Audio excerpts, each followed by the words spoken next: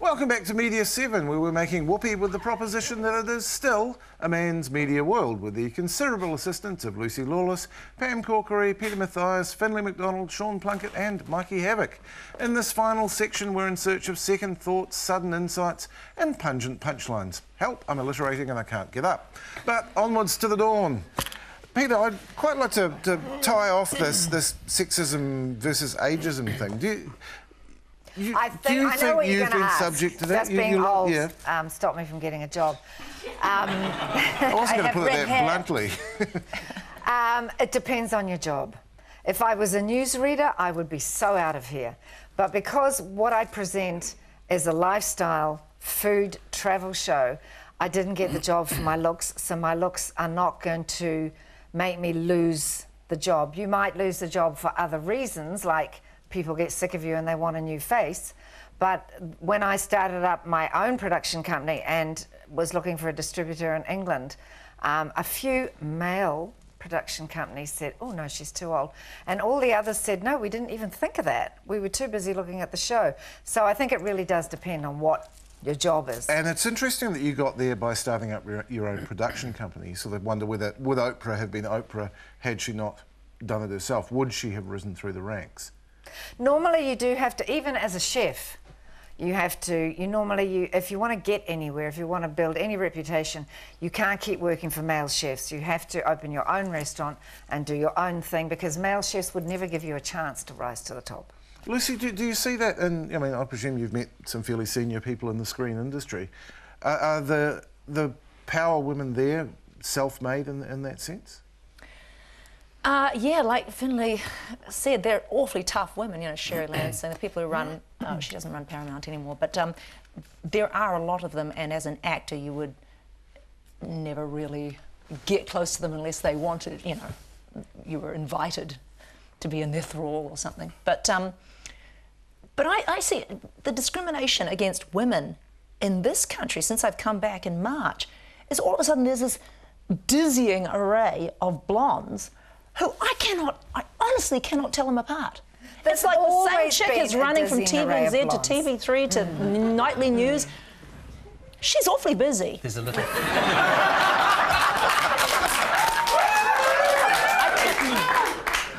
What? Lovely girl, but... Lovely girl. She gets She's going to go around. home, do the washing, load up the dishwasher, vacuum the house and service the bloke. Jeez. Yeah. Service the bloke. Service. I love it. The fact is actually that she is more than one woman, and there's a lot of her. We had the top graduates from the journalism courses on the show earlier on this year. You could tell the one that wanted to get into television, couldn't you? Yes, you could. Was she naked? No. That's what you do, Russell. Not at that stage. No. These are young women you're talking about, but it is interesting because they indicated that maybe 2/3 of their classes, of the journalism classes, were women. And that's been the case for a wee while. Well, that's Are they blonde? I know. Yes. Where are all the brown faces? Where's all the inspiration for the gentlemen to get into journalism? Well, they're not doing it, frankly. I don't know what they're doing. And I hate to say it, what is happening in newsrooms, print, radio, television newsrooms are a lot across the country, and there are more women in newsrooms, is what's happened in nursing, and that is that pay rates go down as women work, and you see that huge imbalance we still have in terms of gender equity in pay, which I think is a huge... But it's not just... I mean, there is that problem, but it's always been the case that there are more women in journalism, but not many of them are bosses.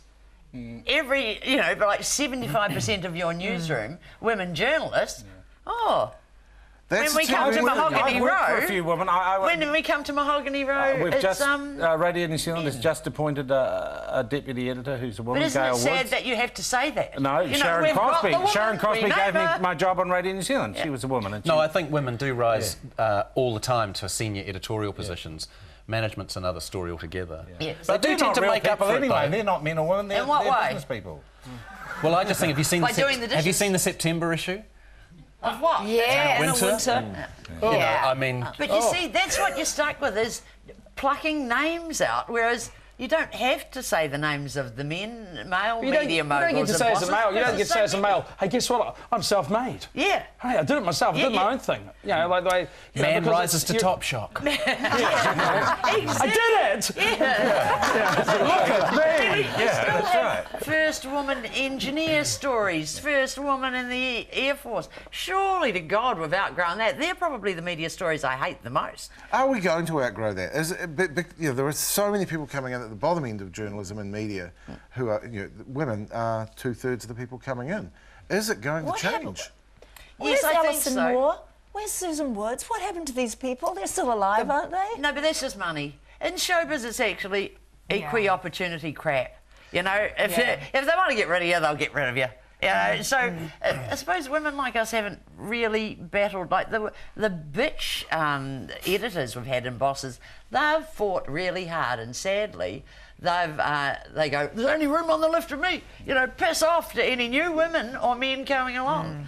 And so that's, I think it's an evolution. So what does that mean for all the journalists, all these young people coming out of journalism school, though? Well, they're meeting with the male bosses, one would opine.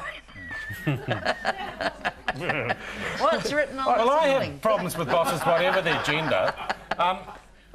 But I would You're say, a maverick, though, Something sure. to do with you. but I still You would gotta love insist him, he's that an the maverick. gender battle is last century. And the battle we have to have now is, and look, we can Credibility. look at the seven of us. God, I can still count. You've got to after take all the this media wine. back from blondes. Is there a Yes. Asian face sitting here tonight? Is there a Maori face sitting here tonight?